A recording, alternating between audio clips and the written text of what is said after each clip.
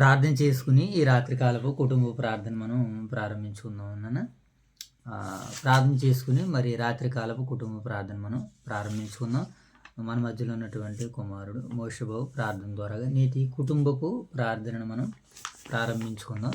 మోషబాబు ప్రార్థన. పరలోకమా కడతాను గచ్చి మీ కడతారు మా ఇంటికి మీ కడతాను వాక్కు జరుగుతుంది వాక్కు మేము ఇంటి పెట్టి పేరు కాకుండా మా రుద్రాంతరంలో ఫైన్లో చూడండి తిండి ట్రీగా తిని ఆడుతాను ఆడలు తిండి అలముట్టు పసత్తు పని తిండి ఇప్పుడు మేము చదువుతున్నదండి యోగురంధము 20 అధ్యాయం చదువుతున్నాము మీదని తెలుగు జ్ఞానం నేను తండ్రి ఇంకా తిన ఆడలు తిని అలముట్టు పసత్తు పని మా 2 సంఘాలు దీవించి కచ్చి కాబట్టి ఓదూరు వయసు 6 సంఘాలు దీవించి కచ్చి కాపాడుతుంది ఇంకా నాడలో వరంతండి అలముట్టి పడత పండి కృష్ణ పరచండి రామ జయగడు ప్రార్థన జయతల్లి ప్రార్థన వాళ్ళతో మా ట్రీగా తెంచుకొని రోటరీగా తండ్రి వాక్యం జరుగుతాను వాక్తాను అన్ని సంపూర్ణ రోటరీగా తండ్రి యోగంతో 20 నేర్చుకోవచ్చు మీద సత్యం సామర్థ్యం తండ్రి మమ్మల్ని తెరిచిలా చేయని రోటరీగా తండ్రి వాక్యం జరుగుతుంది మీద సత్యం సామర్థ్యం తండ్రి రోటరీగా తండ్రి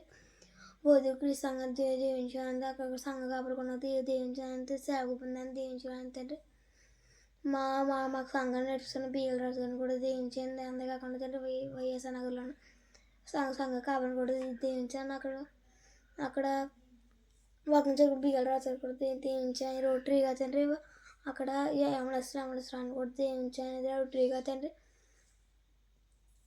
జూపాడు పెంకులపాడు వైఎస్ఆర్ నగరి అనుకూలు దీవించాను తండ్రి గోదూరు కూడా వైఎస్ఆర్ నగర్ కూడా జెండ నగరకి ఇలా చేయండి రోటరీగా తండ్రి వాకింగ్ మీద సత్య సామర్థ్యం రోటరీగా తండ్రి ఇట్రీగా వాకింగ్ మీద సత్య సామర్థ్యం ఇంకా తండ్రి రోజులు అని ఉంటాయి ఏ శిష్ణ పరమతంలో ప్రార్థన చేసుకుందాం. మరి యొక్క సమయంలో ప్రార్థన చేసుకుని మరింత ముందుకు వెళ్ళే ప్రయత్నాలు చేద్దాం. మహాగణుడైన మా తండ్రి, మహోన్నతుడైన మా దేవ, పరిశుద్ధుడైన మా తండ్రి, మీ ప్రేమ కలిగిన నామానికే స్తుతులు చెల్లించుకుంటున్నాం దేవా. ఈ రాత్రికాల సమయంలో కుటుంబ ప్రార్థనలో భాగంగా యోబు గ్రంథం 20వ అధ్యాయం ఆయన తండ్రి మేము బైబిల్ పఠనంగా లేఖన భాగాలని నేను చదువుతుండగా తండ్రి మీ యొక్క ఆత్మ సహాయాన్ని మాకు అనుగ్రహించండి. ఈ యొక్క సమయంలో మీ ప్రియకుమారుడు మా రక్షకుడైనటువంటి యేసుక్రీస్తు ప్రభుల వారి నామంలో పరిశుద్ధాత్మ ప్రేరణతో పరిశుద్ధాత్మ సహాయంతో శక్తితో తండ్రి యొక్క కార్యాన్ని మేము ప్రారంభిస్తుండగా నాయన ఆది నుంచి అంతం వరకు నాయన మీకు నాయన మహిమకరంగా మాకు దీవెనకరంగా ఆశీర్వాదకరంగా జరిగించండి. అలాగే నేను ఈ కార్యక్రమాన్ని వీక్షిస్తూ మమ్మల్ని ప్రోత్సహిస్తున్నటువంటి ప్రియులైన బిడ్డలందరినీ మీరు దర్శించండి, దీవించండి, ఆశీర్వదించండి తండ్రి. అలాగే ప్రభు మా యొక్క స్థానిక సంఘాలని రాత్రికాల సమయంలో జ్ఞాపకం చేసుకున్నాం తండ్రి.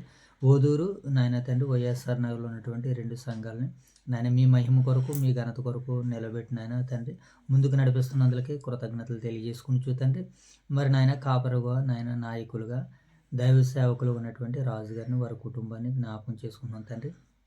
అలాగే వారికి సహకారులు ఉన్నటువంటి పెద్దలను అలాగే తండ్రి యువ సైనిక బృందాన్ని జ్ఞాపకం చేసుకున్నాం ప్రభు. వారందరూ కలిసి నాయన పరిచయలు గత కొన్ని దినాలుగా వేటల పొలంలో నాయన తండ్రి జరుగుతున్నటువంటి బైబిల్ పరిశోధన సదస్సులో తండ్రి సేవకు బృందం సేవకులు నాయన విశ్వాసులు అనేకులు తండ్రి ఆ స్థలాన్ని దర్శించి వెళ్ళారు ప్రభు. వచ్చినటువంటి బిడ్డలకి నేను మీ సహాయం మెండుగా అనుగ్రహించమని వేడుకుంటూ ప్రార్థన చేస్తున్నాను తండ్రి.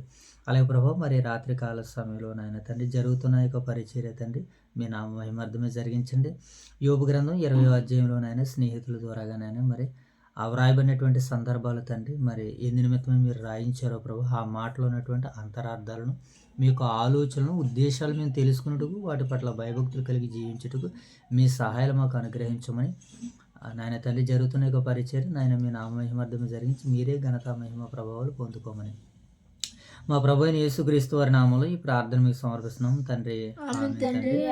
తండ్రి రైట్ మంచిది నాయన యొక్క సమయంలో యోబు గ్రంథము 20వ అధ్యాయం నేడు మరి బైబిల్ పఠనంగా లేఖన భాగాలు చదువుకుంటూ నేటి పరిచర్యలో మనందరం ముందుకు సాగిపోదాం నాయన.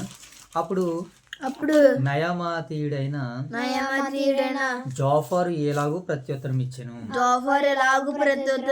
అలాగున నీవు చెప్పినందుకు నా యందలి ఆతురత తగిన ప్రత్యుత్తరము సిద్ధపరిచి ఉన్నది. నాకు అవమానము కలుగుజేయు నిందను నేను విన్నందుకు నా మనోవివేకము మనోవివేకము నా మనోవివేకము కలిగిన ప్రత్యుత్తరము సిద్ధపరిచి ఉన్నది. సిద్ధపరిచి ఉన్నది. దుష్టులకు విజయము కొద్ది కాలం ఉండును. దుష్టులకు విజయకాలం కొంతకాలమే ఉండును. భక్తిహీనులకు సంతోషము ఒక నిమిషము ఉండును. ఆది నుండి నరులు భూమి మీద నుంచబడిన కాలం మొదలుకొని ఎలాగు జరుగుచున్నదని నీకు తెలియదా? వారి ఘనత ఆకాశమంత ఎత్తుగా పెరిగినను మేఘమండములంతా ఎత్తుగా వారు తల ఎత్తినను తమ మలము నశించు రీతిగా వారెన్నటికి నుండక నశించెదరు. వారిని చూసిన వారు వారేమైరని అడుగుదురు. కల ఎగసిపోవునట్లు వారు గతించి కనబడకపోవును. రాత్రి స్వప్నములు దాటిపోవునట్లు వారు తరిమి వేయబడుదురు. వారిని చూసిన కన్నులు ఇక వారిని చూడదు. వారి స్థలమున వారు మరి ఎప్పుడునూ కనబడరు. వారి సంతతి వారు దరిద్రుల దయను వెదుకుదురు. వారి చేతులు వారి ఆస్తిని తిరిగి అప్పగించును. వారి ఎముకలలో యవన బలము నిండియుండును గాని అది వారితో కూడా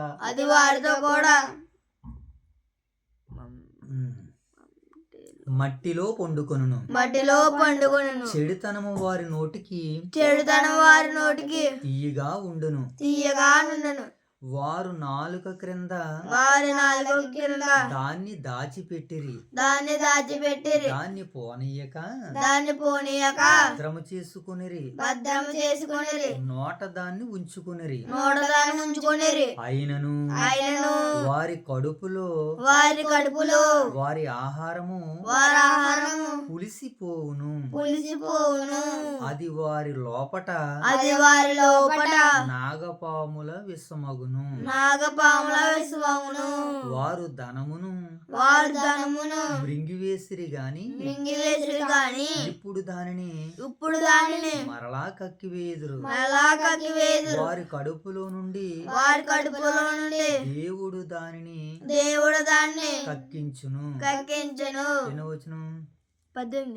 16 వచనం చదువుకుందాం. వారు కట్లపాముల విషమును పీల్చుదురు. నాగపాము నాలుక వారిని చంపును. ఏరులై పారుచున్న తేనెను వెన్నపూసను చూసి వారు సంతోషింతురు. దేని కొరకు వారు ప్రయాసపడి సంపాదించియుండిరో దానిని వారు అనుభవింపక మరలా అప్పగింతురు. వారు సంపాదించిన ఆస్తి కొలది వారికి సంతోషం ఉండదు. వారు బేదలను మరిచి విడిచిపెట్టిన వారు వారు బలత్కారము చేత ఇంటిని ఆక్రమించుకొనును. దాన్ని కట్టి పూర్తి చేయరు. వారు ఎడతెగక ఆశించిన వారు తమ ఇష్ట వస్తువులలో ఒకదాని చేతనైనను తమ్మును తాము రక్షించుకొన జాలరు. వారు మృంగివేయునది ఒకడు లేదు గనక వారు మింగివేయినది ఒకటియు లేదు గనక వారి క్షేమ స్థితి నిలవదు. వారి క్షేమస్థితి నిలవదు. వారి వారి సంపాద్యము సంపాద్యము పూర్వముగా పూర్వముగా కలిగిన కలిగిన సమయముననే సమయముననే వారు ఇబ్బంది పడుదురు. వారు ఇబ్బంది పడుదురు. దూరావస్థల నుండి దూరావస్థలను వారందరి చెయ్యి వారందరూ చేయి వారి మీదకి వచ్చును. వారి మీదకు వచ్చును. వారు కడుపు వారి కడుపు నింపుకొనిన వాడై ఉండగా నింపుకుని వాడే ఉండగా దేవుడు వారి మీద దేవుడు వారి మీద తన కోపాగ్ని కురిపించును. తన కోపాగ్ని కురిపించను. వారు తినుచుండగా వారు తినుచుండగా దాన్ని కురిపించును. దాన్ని కురిపించను. ఇనుపు ఆయుధము తప్పించుకొనుటకై ఇనుప ఆయుధం తప్పించుకున్నట్టుకై వారు వారు పారిపోగా పారిపోగా ఇత్తడ విల్లు ఇత్తడ విల్లు వారి దేహముల గుండా వారి దేహముల గుండా బాణములను బాణములను వీడిపోను. వీడిపోవును. అది దేహము తీల్చిన వారి అది దేవం తెచ్చిన వారి శరీరములో నుండి వచ్చును. శరీరంలో నుండి వచ్చెను. కావున కావున అది అది బయటకు తీయగా బయటకు తీయగా వారి శరీరములో నుండి వారి శరీరంలో నుండి పైత్యపు తిత్తి వచ్చినట్లు పైత్యం చెట్టు వచ్చినట్లు మరణము వారి మీదకి వచ్చును. మరణం వారి మీదకు వచ్చెను. వారి ధననిధులు వారి ధననిధులు అంధకారములగును. అంధకారములగును. ఓదనక్కరలేని ఓదనక్కరలేని అగ్ని వారిని మృంగివేయును. అగ్ని వారిని మింగివేయును. వారి గుడారములో వాడి గుడారములో మిగిలిన దానిని మిగిలిన దానిని అది కాల్చివేయును. అది కాల్చివేయును. ఆకాశము వారి దోషమును ఆకాశం వారి దోషములు బయలుపరచును. బయలుపరచును. భూమి మీద భూమి మీద లేచును. లేచును. భూమి వారి మీదకి లేచును. భూమి వారి మీదకు లేచును. వారి ఇంటికి వచ్చిన వారింటికి వచ్చిన అర్చన అర్చన కనబడకపోవును. కనబడకపోను. దేవుని కోపదినమున దేవుని కోపదినమున వారి ఆస్తి నాశనమగును. వారి ఆస్తి నాశనమగును. ఇది దేవుని వలన ఇది దేవుని వలన దుష్టులైన నరులకు దుష్టులైన నరులకు ప్రాప్తించు భాగము. ప్రార్థించు భాగము. దేవుని వలన వారికి నియమింపబడిన దేవుని వలన నియమింపబడిన స్వాస్యము ఇదే. స్వాస్థ్యం ఇదే. దేవుని నామానికి మహిమ కలుగును గాక. ఆమేన్. రైట్, మంచిది నాయన. మరి రాత్రి కాల సమయంలో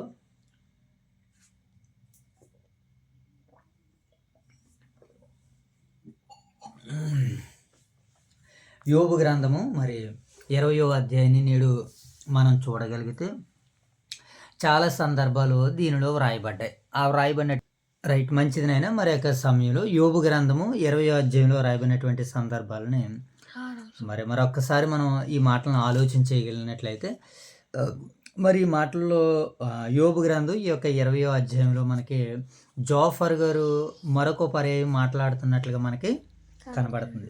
ఎవరినైనా జోఫర్ గారు తేమనీయుడైనటువంటి జోఫ్రా, నయమతీయుడైనటువంటి జోఫర్ గారు. Very very good. ఏమో నయమతీయుడైనటువంటి జోఫర్ గారు రెండవ పర్యాయము మాట్లాడుతున్నారు యోబు గారితో. ఏమని మాట్లాడుతున్నారో, ఎలా మాట్లాడుతున్నారో అసలు ఈ అధ్యాయం ద్వారాగా దేవుడు మరి మనకి ఎలాంటి విషయాల్ని, ఎలాంటి సంగతులను ఆయన తెలియజేయబోతున్నారని జాగ్రత్తగా మనం మనసు పెట్టి ఆలోచించగలిగినట్లయితే ముందుగా ఈ అధ్యాయాన్ని మనము 4 భాగాలుగా విడగొట్టడానికి మనం ప్రయత్నాలు చేద్దాం. ఎన్ని భాగాలుగా? 4 భాగాలుగా.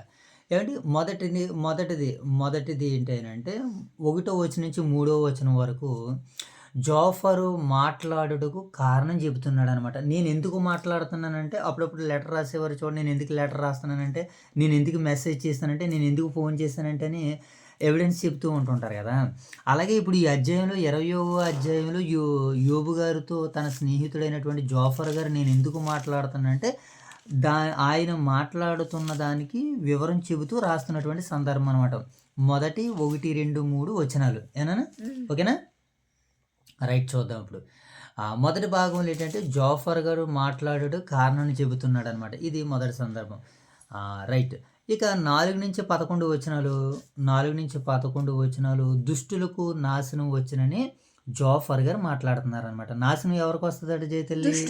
దుష్టులకి. 4 నుంచి 11 వచనాల వరకు ఇది రెండో భాగం. ఏనా? ఇక మూడో భాగం 12 నుంచి 18 వచనాలు దుష్టుల పాపము బయట పడును అని చెబుతున్నాడు అనమాట. జోఫర్ గారు ఏమని చెప్తున్నారు నాయన? దుష్టుల పాప దుష్టుల యొక్క పాపాలు బయటపడును అని 12వ వచనం నుంచి 18వ వచనం వరకు మాట్లాడుతున్నారు. ఇక 19 నుంచి 29 వరకు అంటే 10 వచనాలని దుర్మార్గులకు వచ్చే శిక్ష న్యాయమేనని ఆయన తన వాదనతో వాదిస్తున్నాడు. ఎవరో? జోఫర్ గారు. ఇప్పుడు ఎవరిని ఉద్దేశించి మాటలన్నీ మాట్లాడుతున్నాడని జాగ్రత్తగా మనం మనసు పెడితే యోబు గారిని ఉద్దేశించే మాట్లాడుతున్నారు వీళ్ళందరూ కూడా. యోబు గారిని ఉద్దేశించి ఎలాంటి మాటలు మాట్లాడుతున్నారంటే వారికి వచ్చినటువంటి మాటలు అప్పటికే వారు లోక జ్ఞానంతో నిండుకున్నారు కనుక ఆ లోక జ్ఞానంతోనే మాట్లాడుతున్నారు యోబు గారితోటి. ఏమని మాట్లాడుతున్నారో మొదటి మాటల నుంచి మనం అర్థం చేసుకున్నాడు ప్రయత్నాలు చేద్దాం. మొదటి 2-3 వచనాలు ఏమని మనం మాట్లాడుకున్నాం? ఆయన ఎందుకు మాట్లాడుతున్నాడో దాని వివరణ ఇచ్చుకుంటున్నాడు. ఎందుకు మాట్లాడుతున్నాడు అని అంటున్నాడో మొదటి వచనం చదువుదాం. అప్పుడు నయమాతీయుడైనటువంటి జోఫరు ఎలాగూ ప్రత్యుత్తరం ఇచ్చును, అలాగును నీవు చెప్పినందుకు. ఎలాగిన? అంతకు ముందు సందర్భాల్లో అంతకు ముందు అధ్యాయులు యోబు గారు మాట్లాడారు కదా, మోషే నువ్వు మాట్లాడావు కదా, నువ్వు మాట్లాడిన దానికి నేను సమాధానం చెప్తాను అంటున్నాడు. ఎవరో? సియాన్ గడి కానీ మన అజయ్ గడి కానీ నిన్ను అడుగుతున్నారు అనమాట. నువ్వు ముందు అడిగావు కదా, ఆ ప్రశ్నకి నేను సమాధానం చెప్తాను అన్నట్టుగా ఇప్పుడు జోఫర్ గారు ఏమంటున్నారు యోబు గారిని? అలాగు నువ్వు చెప్పినందుకు నా యందలి ఆతురత తగిన ప్రత్యుత్తరము సిద్ధపరిచి ఉన్నది. నేను ఒక అంశాన్ని, నేను ఒక ప్రత్యుత్తరాన్ని సిద్ధం చేశాను అంటున్నాడు జోఫర్ గారు. నువ్వు మాట్లాడినటువంటి మాటలకి నేను ఏం చేశాను అంటున్నాడు ఆయన? ప్రత్యుత్తరాన్ని నేను సిద్ధం చేశాను. నువ్వు ఒక నన్ను ప్రశ్న అడుగు, దానికి నేను సమాధానాన్ని సిద్ధం చేశాను అన్నట్టుగా మాట్లాడుతున్నాడు అనమాట. కర్ర ఎరగకుండా పాము చావకుండా మాట్లాడుతున్నారు జోఫర్ గారు. ఇక్కడ ఏమంటున్నారు ఇంకా చూద్దాం. నాకు అవమానము కలుగజేయు నిందను నేను అలాగునని నీవు చెప్పునందుకు నా యందలి ఆతురత తగిన ప్రత్యుత్తరము సిద్ధపరిచి ఉన్నది. నాకు అవమానము కలుగజేయు నిందను నేను విన్నందుకు. ఈయనకట ఆ యోబు గారు మాట్లాడినటువంటి మాటలకి ఈయనకి ఎలా ఉందంట? జోఫర్ గారికి అవమానం కింద ఉందంటున్నాడు. నాకు అవమానము కలుగజేయు నిందను నేను విన్నందుకు నా మనోవివేకము తగిన ప్రత్యుత్తరము సిద్ధపరిచి ఉన్నది. నేను నీకు ఒక అంశాన్ని, నేను ఒక సందేశాన్ని సిద్ధం చేశాను యోబు, అది ఏంటో నేను విప్పుతున్నాను, ఒకసారి నువ్వు చూసుకొని యోబు గారికి సవాల్ విసురుతున్నారు. ఎవరైనా? జోఫర్ గారు. ఏమని సవాల్ విసురుతున్నాడు? ఏం సిద్ధం చేశాడనంటే దుష్టులకు విజయం కొద్ది కాలం ఉండును. ఏంటంటే దుష్టులకి విజయము తక్కువ కాలం ఉంటుంది అంట. అంటే ఇప్పుడు జోఫర్ గారు యోబుని ఏమంటున్నాడు? దుష్టులకి విజయము కొద్ది కాలం ఉంటుంది. నీకు కూడా విజయం వచ్చింది, అది స్థిరకాలం ఉంటుంది అనుకున్నావు, కానీ మధ్యలో పోయింది. కారణం ఏంటంటే నువ్వు దుష్టుడు కాబట్టి. అంటే ఈ లెక్కల్లో మనం అర్థం చేసుకుంటే దుష్టులు కొద్ది కాలం ఉంటుందని నెమ్మదే. మరి ఇప్పుడు రాజ్యాలను ఏలుతున్నటువంటి రాజ్యాధినేతలు అందరూ కూడా నీతిమంతులే నేటి.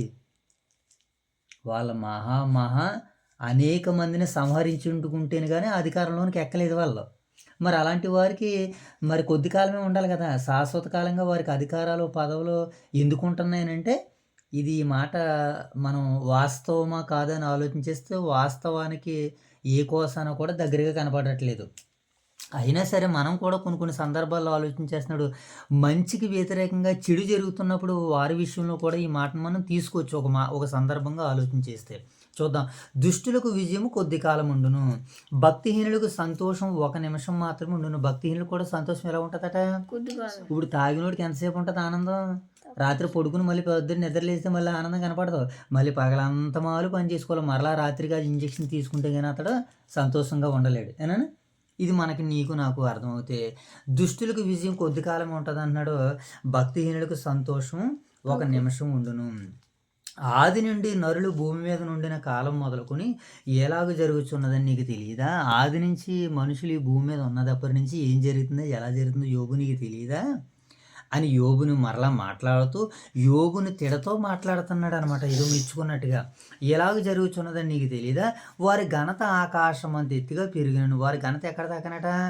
ఆకాశం అంత ఎత్తుగా పెరిగిన మేఘములంత ఎత్తుగా వారు తలెత్తినను అది మలము నశించు రీతిగా వారెన్నటికీ కనబడకుండా నశించిపోతారు. అంటే యోబు గారు ఇక్కడ అది జాఫర్ గారు, ఎలీఫజ్ గారు, జాఫర్ గారు ఏమని మాట్లాడుతున్నారని అంటే, ఈ ఒక మనిషి ఎంత ఎత్తి ఎదిగినా మరలా ఏమైపోతాడంట ఆ మనిషి? కొన్నాళ్ళకి కనబడడు. మలము ఎలాగైతే నశించిపోతాదో మనుషులు కూడా అలాగే నశించిపోతారని చెప్తున్నారన్నమాట. వారిని చూసిన వారు ఏమయ్యారని అడుగుతారు కానీ, కళ ఎగిసిపోయినట్లు వారు గతించి కనబడకపోదురు. రాత్రి స్వప్నములు దాటిపోయినట్లు వారు తరిమివేయబడుదురు. వారిని చూసిన కన్నులు ఇకను చూడవు. వారి స్థలమును వారు మరి ఎన్నడను కనబడరు. వారి సంతతి వారు దరిద్రులగురు. వారి సంతతి వారు దరిద్రుల దయను వెతుకుదురు అంటున్నాడు. ఇక్కడ ఒక మాట మనం ఆలోచించాలి. వీళ్ళు సంతతి వారు ఏం చేస్తారట? దరిద్రుల దయను వెతుకుతారట. దరిద్రుల దగ్గర దయ చూపిస్తే ఏమైనా ఉంటుందా? అడుక్కునేవాడిని మనం ఆ సహాయం కోసం అడుక్కున్నవాడిని అడిగితే ఏం చేస్తాడు? ఆడు ఏమైనా ఇవ్వగలడా? దరిద్రుల సహాయాన్ని అడిగిన వారి పరిస్థితి, యోబు నీ పరిస్థితి కూడా అలా మారిపోయింది అయ్యా అని మాట్లాడుతున్నారు వీళ్ళు. ఏమండి, వారి చేతులు వారి ఆస్తిని తిరిగి అప్పగించును. వారి ఎముకలలో యవన బలం ఉండును గాని అది వారితో కూడా మంటిలో పండుకొనును. చెడితనము వారి నోటికి తీయగా నుండును. వారు నాలుక క్రింద దానిని దాచిపెట్టిరి. వారి నాలుకల కింద దాన్ని ఏం చేస్తున్నారట? దాచిపెడుతున్నారు. అంటే మనం రెండు సందర్భాన్ని చూస్తున్నప్పుడు దుష్టులకు నాశనం ఎలా వస్తుంది అంటే, ఇదిగో ఇన్ని రకాలుగా వారి విజయం కొద్ది కాలం ఉంటుంది. వారు మేఘమండలంతా ఆకాశం అంతా ఎత్తుకి ఎదిగినా సరే మలము నశించే రీతిగా వారు నశించిపోతారు. ఇది దుష్టులకు నాశనం వచ్చే రీతిని మనం చదువుకుంటున్నాం. తర్వాత ఇప్పుడు 12వ వచనం నుంచి రెండో భాగాన్ని మనం చదువుతున్నప్పుడు 12వ వచనం నుంచి 18వ వచనం వరకు దుష్టుల పాపములు బయటపడతాయి అంటున్నాడు. ఎవరో జాఫర్ గారు తన ఆలోచనల మేరకు, తన ఉద్దేశాల మేరకు, తను తెలుసుకున్నటువంటి జ్ఞానం మేరకు ఏమని మాట్లాడుతున్నారంటే దుష్టులు పాపాలు బయటపడతాయి అని అంటున్నాడు. దుష్టుల యొక్క పాపాలు ఎలా బయటపడతాయో మనం 12వ వచనం నుంచి చదువుదాం. ఏమండి, దాన్ని పోనీయక భద్రం చేసుకొని నోట ఉంచి దాచుకుంటారు. అయినను వారి కడుపులో వారి ఆహారం పులిసిపోవును, అది వారి లోపల నాగుపాములు విషమగును. ఏమంటే ఈ కడుపులో మనకు కూడా కొన్ని పులిసిన వాటిని, కొన్ని అరగలేని వాటిని మన కడుపులో ఉన్నప్పుడు మనకు కూడా ఏమైపోతుంది తెలుసా? గ్యాస్ ట్రబుల్ వచ్చేస్తుంది. అంటే గ్యాస్ పెయిన్ వచ్చేస్తూ ఉంటుంటుంది. విషంగా మారిపోతుంది అనమాట. తిన్నది అరగలేదానికి ఎలా మారిపోతుంది అనేది? విషంగా మారిపోతుంది. ఇక్కడ కూడా వీళ్ళు అంటున్నారు, ఎలీఫజ్ గారు మాట్లాడుతూ అంటున్నారు, అది వారి లోపల నాగుపాములు విషమగును, వారు ధనమును మృంగివేసిరి, ఇప్పుడు దానిని మరలా కక్కివేతురు. వారు కడుపులో నుండి దేవుడు వారిని ఏం చేస్తాడట? కక్కించేస్తాడో. యోబు, ఈ సంగతులన్నీ నువ్వు వింటున్నావా? నువ్వు మాట్లాడే మాటలు, నువ్వు చెప్పే సామెతలు, నువ్వు మాట్లాడే మాటలు ఇదిగో ఈ రీతిగా ఉన్నాయని యోబుని ఎగతాళి చేస్తూ మాట్లాడుతున్నారు, నిలదీస్తూ మాట్లాడుతున్నారు. దుష్టులు ఎలా ఉంటారంటే వారి పాపాలు బయటపడతాయి, నీ పాపాలు కూడా పండినయి, నీ పాపాలు కూడా ఇప్పుడు బయటపడుతున్నాయని యోబు గారిని ఏం చేస్తున్నారు? ఆయన స్నేహితులందరూ కూడా మాట్లాడుతున్నారు అనమాట. ఆయన గాయపరుస్తూ మాట్లాడుతున్నారు. ఏమంటే వారి కట్లపాముల విషమును పీల్చుదురు, నాగుపాముల నాలుక వారిని చంపును, ఏరులై పారుచున్న తేనెను వెన్నపూసను చూసి వారు సంతోషించరు కానీ ఏం చేస్తారట వాళ్ళు? దేని కొరకు వారు ప్రయాసపడి సంపాదించుకుంటారో వారు దానిని అనుభవించక మరలా దాన్ని ఏం చేస్తారట? అప్పగించేస్తారని చెబుతున్నాడు అనమాట. అండ్ మరొక మాటను కూడా చదువుదాం. ఎన్నో వచనం? 19వ వచనం చదువుదాం. వారు సంపాదించిన ఆస్తి కొలది వారికి సంతోషం ఉండదు. వారు బేదలను ముంచి విడిచిపెట్టని వారు బలాత్కారం చేత ఒక ఇంటిని ఆక్రమించుకొనేను, దానిని మరలా కట్టలేరని ఒక సవాల్ని విసురుతున్నాడు అనమాట. ఎవరైనా అవును, కొన్ని సందర్భాల్లో కూడా మనం ఈ మాటలు తీసుకుంటున్నప్పుడు కొంతమంది దౌర్జన్యం చేసి ఇల్లుని ఆక్రమించుకుంటారు, కానీ కడదాం అనుకుంటారు, కానీ పునాదులు వేస్తారు, కానీ పైదాకా వారు కట్టలేరు. కారణం ఏంటి? దురాక్రమణ చేస్తే ఏది కూడా దాంట్లో విజయాన్ని చూడలేము మనం. ఇక్కడ యోబు గారి స్నేహితుడైనటువంటి జాఫర్ గారు కూడా తన అనుభవాలతో మాట్లాడుతూ దానిని ఆక్రమించుకుంటారు, కానీ వీళ్ళు ఏం చేయలేరట? దాన్ని కట్టి పూర్తి చేయలేరు. వారు ఎడతెగక ఆశించిన వారు తమ ఇష్ట వస్తువుల్లో ఒకదాని చేతనైనను తమ్మును తాను రక్షించుకోలేరు. వారు మృంగివేసినది ఒకటియు లేదు గనక వారి క్షేమస్థితి నిలవదు. వారికి సంపాద్యము పూర్ణముగా కలిగిన సమయమున వారు ఇబ్బంది పడుదురు. దురావస్థలో నుండి వారందరి చెయ్యి వారి మీదకి వచ్చును అని మరి ఈ మాటలన్నిటిని మనకి సెలవిస్తున్నాడు ప్రియులారా. ఇక చివరిగా 4వ భాగాన్ని మనం చూస్తున్నాడు 19వ వచనం నుంచి 29వ వచనం వరకు దుర్మార్గులకు వచ్చే శిక్ష న్యాయమే అని చెప్తున్నాడు. ఏం చెప్తున్నాడు మోషబాబు? దుర్మార్గులకు శిక్ష దుర్మార్గులకు వచ్చేటువంటి శిక్ష న్యాయమే అంటున్నాడు. ఆ దుర్మార్గులకి శిక్షలు ఎలా వస్తాయో జోఫర్ గారు తన మాటలతో చెప్తున్నాడు అనమాట. అమ్మ అలా చూడకూడదు, అది వీడియో కదా, 2 నిమిషాల్లో మనకి అయిపోయింది కదా, ఇంకా పూర్తి చేసుకుందాం, జాగ్రత్త కాన్సన్ట్రేషన్ పెట్టి వినాలి, లేకపోతే అవుట్లాడిపోతాయమ్మా. చదువుదాం, చూడండి. ఎన్ని వచనం? 19. 19వ వచనం నుంచి ఏమని చెప్తున్నాడు జోఫర్ గారు? దుర్మార్గులకు వచ్చే శిక్ష న్యాయమే అంటున్నాడు. మరి నిజంగా వాస్తవానికి తప్పు చేసేటువంటి వారికి శిక్ష వస్తుందా రాదా అంటే నిజంగా వస్తుంది. ఎందుకంటే పోలీసు వారు ఉన్నారు. ఈరోజు మన ఇష్టానుసారంగా ఎక్కడ పడితే అక్కడ డ్రింక్ చేయడానికి లేదు, ఎక్కడ పడితే అక్కడ నేరాలు చేయడానికి లేదు, ఘోరాలు చేయడానికి లేదు. అన్నింటికీ సెక్షన్లు ఉన్నాయి, అన్నింటికీ అధికారులు ఉన్నారు. కనుక వారి అధికారానికి మనం లోబడితే మనకి ఎలాగా ఏ దాడి మన మీద జరగదో, ఇక్కడ దుష్టులకు కూడా ఏమని చెప్తున్నాడు? దుర్మార్గులు కూడా శిక్షలు న్యాయం అంటున్నాడు. తప్పు చేసిన వాడిని శిక్షించడం న్యాయమే. అలాగే ఆ తప్పులు ఎలా చేస్తారో ఎలా ఉంటాయో మనం చూసాం కదా. ఇప్పుడు 23 వచనం చూద్దాం, చూడండి. దుర్మార్గులకు వచ్చే శిక్షలనే మరి జోఫర్ ఎలా న్యాయంగా తేలుస్తున్నాడు. ఇనుపు ఆయుధమును తప్పించుకున్నట్టుగా వారు పారిపోదురు, ఇత్తడి విల్లు వారి దేహము గుండా బాణములు పొడుచును. అంటే ఒకటి తప్పించుకున్న మరొకటి వచ్చేస్తుంది. ఇది ఎవరికి సంబంధించిందంటే దుష్టులకి సంబంధించింది. నువ్వు కూడా ఎవరు అంటే దుర్మార్గుడివి యోబు అని అంటున్నాడు. యోబు గారిని ఏమంటున్నారు నాయన? దుర్మార్గుడు అంటున్నారు యోబు గారి స్నేహితులు. చూడు, అది దేహమును చీల్చి వారి శరీరములో నుండి వచ్చును, అది బయటకు తీయగా వారి శరీరములో నుండి పైత్యపు తిత్తు వచ్చును, మరణం వారి మీదకి వచ్చును అంటున్నాడు. వారి ధననిధులు అంధకారము లగును, ఓదనక్కరలేని అగ్ని వారిని మృంగివేయును, వారి గుడారములో మిగిలిన దానిని అది కాల్చివేయును. ఇంకేమన్నాడు చూడండి. ఆకాశం వారి దోషమును బయలుపరచును. ఎవరి ఆకాశం ఏం చేస్తుందట? వారి దోషాలనే బయటపడుతుంది. నువ్వు చేసినటువంటి తప్పులు ఆకాశం నుండి అగ్ని దిగి వచ్చి నీ వారిని అందరినీ కాల్చేసింది. కొంతమంది అట్టుకుని పోయారు, కొంతమంది కూలిపోయారు, రాలిపోయారు. కనుక ఆకాశాలు కూడా నీ దోషాన్ని చెప్పేసినాయి. కనుకనే ఈ పరిస్థితులన్నీ నీ మీదకి వచ్చి నేను యోబు గారితో మాట్లాడుతుంటే ఇంకా ఆయనకి ఎలా ఉంటుందో చూడండి. అసలే బాధల్లో కష్టాల్లో ఉంటే ఇంకా కష్టాల్లోనికి బాధల్లోనికి నెట్టివేసేస్తున్నారు ఎవరు?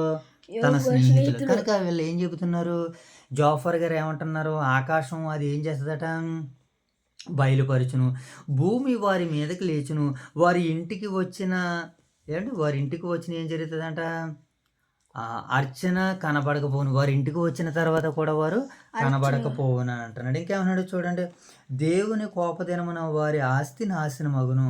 నీ ఆస్తి కూడా దేవుని కోపం వచ్చింది, అందుకనే నీ ఆస్తి కూడా పోయింది యోబు అని యోబు గారు జోఫర్ గారు మాట్లాడుతున్నారు. దేవుని కోపదినమున వారి ఆస్తి నాశనమగును, అది దేవుని వలన దుష్టులైన నరులకు ప్రాప్తించును. ఇది దుష్టులైన నరులకు ప్రాప్తిస్తుంది. ఇలాంటి వారు ఎవరున్నారు? నువ్వే కదా ఉన్నావు, నువ్వు కూడా దుష్టుడివి దుర్మార్గుడు అని జోఫర్ గారు ఏమని చెప్తున్నాడు? యోబుని నిందిస్తున్నాడు, హేళన చేస్తున్నాడు. ఇంకా చూడు ఏమంటున్నాడు? ఇది దేవుని వలన దుష్టులైన నరులకు ప్రాప్తించును. దేవుని వలన దుష్టులైన నరులకి ప్రాప్తిస్తుంది. నువ్వు కూడా ఒక దుష్టుడువు, దుర్మార్గుడువు. కనుక నీ మీదకి విపత్తులు ఆపదలు వచ్చినాయి. కనుక నువ్వు చేసినటువంటి విపత్తులకి ఆపదలకి మా ముందు ఒప్పుకో, దేవుడు ఏమైనా ఉంటే నిన్ను క్షమిస్తాడని దేవుణ్ణి అడ్డంగా పెట్టి వీళ్ళు మాట్లాడుతున్నారు. ఎవరు? జోఫర్ గారు మాట్లాడుతున్నారు. దేవుని వలన వారికి నియమింపబడిన స్వాస్యం ఇదే. దేవుని వలన నియమింపబడిన ఆస్తి ఏవైనా ఉందనంటే నాశనమైపోయేటి విధానమని జోఫర్ గారు తన మాటలతో మరి యోబుని నిందిస్తున్నట్లుగా, గాయపరుస్తున్నట్లుగా, దుర్మార్గుడు అంటున్నట్లుగా మనకి కనబడుతున్నాయి. కనుక ఈ 20వ అధ్యాయంలో ఈ భాగాలను మనం ఆలోచన చేస్తున్నాడు. మొదటి నుంచి 3 వచనాలు ఏమని చెప్పుకున్నాం మనం?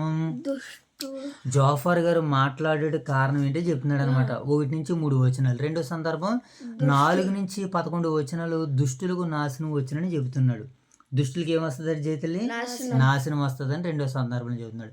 ఇక 3వ సందర్భంలో 12 నుంచి 18 వచనాలు దుష్టుల పాపం బయటపడుతుంది.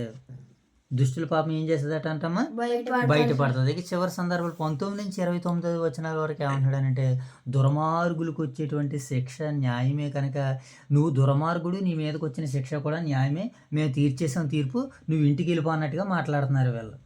ఎవరు ఇంటికి వెళ్తారో, ఎవరు తీర్పు తీరుస్తారో, దేవుడు ఎంటర్ అయిన తర్వాత వీళ్ళందరి భోగోతాలు బయటకు పడతాయి. ఆ భోగోతాలన్నీ ఎలాగుంటాయో క్షమించండి, ఆ విధి విధానాలు ఏ రీతిగా ఉంటాయో మనం రేపటి దినాల్లో, రాబోతున్నటువంటి దినాల్లో మనం నేర్చుకోబోతాం. దేవుడు మరిన్ని విశేషమైనటువంటి సంగతులను మనందరికీ వినిపించి నేర్పించును గాక.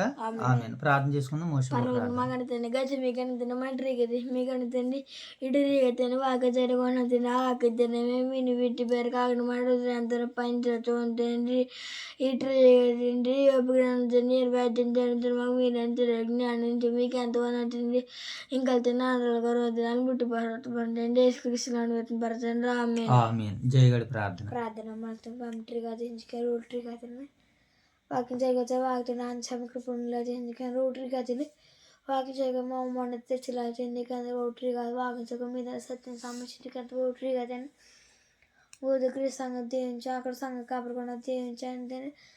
మా సంఘాన్ని బిగాలు కూడా తీయించాలి, కుటుంబం కూడా తీయించండి. రోటరీగా తిని ఊరికి సంఘం సేవ ఉందని తీయించింది.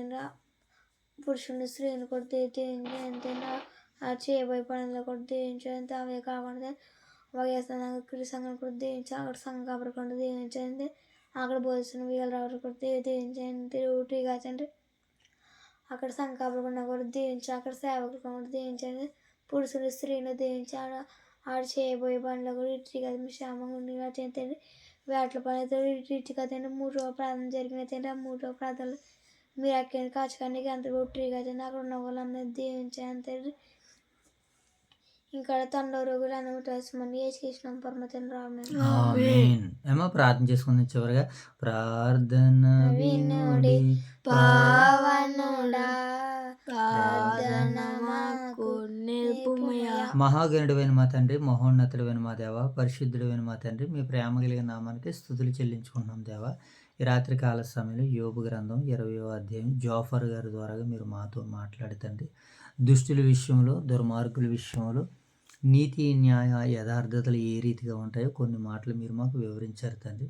అవును దేవా, ఈరోజు కూడా కొంతమంది నాయన విజయాలు సాధిస్తున్నారు ప్రభు. వారు దుష్టులు కనుకనే కొద్ది కాలమే విజయం ఉంటుంది తండ్రి.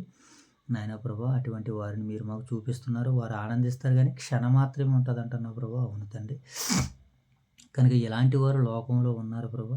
అలాంటి వారి మధ్యనైనా యోబు లాంటి భక్తులు ఉన్నారు తండ్రి.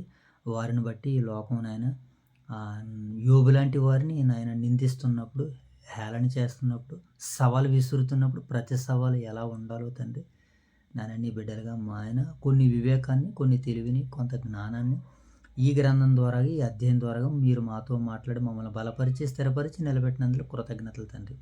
ఇంకా నాయన లోతైనటువంటి సత్యాలు మేము ధ్యానించాలి తండ్రి. లోతైనటువంటి విషయాలు నేర్చుకోవాలి ప్రభు, తెలుసుకోవాలి తండ్రి. అవి మా వినికిడిలో ఫలించాలి. నశించిపోతున్న వారికి ఈ విషయాలను చేరవేయాలి ప్రభు, తెలియజేయాలి తండ్రి. దానికి కావలసిన సామర్థ్యాన్ని, శక్తిని దయచేయండి. ఇంతవరకు జరిగిన పరిచర్ని బట్టి నేను మీకు కృతజ్ఞతలు తెలుపుకుంటూ, అలాగే ఈ పరిచర్ని వీక్షిస్తున్న ప్రియులైన బిడ్డలను మీరు దర్శించండి. అలాగే ప్రభు నాయన ఈ రాత్రికాల సమయంలో మా యొక్క స్థానిక సంఘాలని, ఓదూరు వైఎస్ఆర్ నగర్లో ఉన్నటువంటి సంఘాన్ని, సంఘ బిడ్డలను, పెద్దలను, పరిచారకులను, యవనస్తులను, ముఖ్యంగా స్థానిక దైవ సేవకులను రాజుగారిని, రాణి గారిని, వారి యొక్క కుమారుల్ని, కుమార్తెలను దీవించి ఆశీర్వదించండి. వారికి సహకారులు ఉన్నటువంటి దైవ సేవకు బృందాన్ని బట్టి మీకు కృతజ్ఞతలు తండ్రి. వారిని ఆయన అనేక ప్రాంతాలు వెళ్తూ ప్రభు లేఖనాల పరిశోధన సదస్సులు తండ్రి, వేటలపల్లిలో జరుగుతున్నటువంటి మొన్న నిన్న ఈ రోజు జరుగుతున్నటువంటి నాయన 3 రోజుల్లోనైనా నీ దాసులు, నీ బిడ్డలు అక్కడ నాయన పరిచర్య చేస్తూ ప్రభు మిమ్మల్ని మహిమపరుస్తున్నారు తండ్రి, 2 సంఘాల తరపున. మరి ఇంకా మిగిలిన దినంలో కూడా నేను మీ సహాయాలతో ముందుకు నడిపించి ఆ కార్యాన్ని విజయవంతంగా నడిపించుకున్నట్టుకు తిరిగి రాగలడు మీ సహాయాలు మాకు దయచేయమని, ఈ రాత్రికాల సమయంలో ఇంతవరకు జరిగినటువంటి పరిచర్యను దీవించమని, ఆశీర్వదించమని ప్రభు దయతో జ్ఞాపకం చేసుకొని మమ్మల్ని, మా కుటుంబాలు మీ దయగల చేతులకు అప్పగించుకోవచ్చు. మరొక పర్యాయం ప్రభు తండ్రి, మీ పాసనిధులు కలిసి మిమ్మల్ని బట్టి నాయన మరికొన్ని మాటలు మేము ఆలోచించి అర్థం చేసుకున్నట్టు మీ సహాయాలు అనుగ్రహిస్తారని ఈ ప్రార్థన అంతటినీ నా ప్రభువును, మీ ప్రియకుమారుడు, మా రక్షకుడైన మా ప్రభు అయిన యేసుక్రీస్తు వారి నామములో ఈ ప్రార్థన మీకు సమర్పిస్తున్నాం మా కన్న తండ్రి. ఆమేన్ తండ్రి, ఆమేన్ తండ్రి. అందరికీ వందనాలైనా. May God bless you all, love you all. అందరికీ వందనాలు.